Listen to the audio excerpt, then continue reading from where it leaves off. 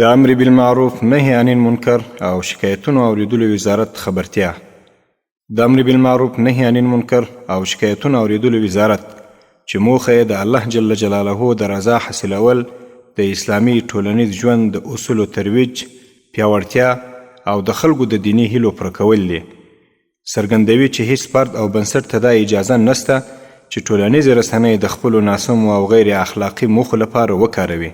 ټولنیزې رسنۍ باید د موثقو خبرونو خپرولو، دیني او عصري علومو د ترویج، د مسلمان امت د یووالي او د یو بل درناوي لپاره وکارول سي، نه دا چې د تعصب، سپکاوي، اخلاقي انحرافاتو او فکري تحریف لامل وګرځي.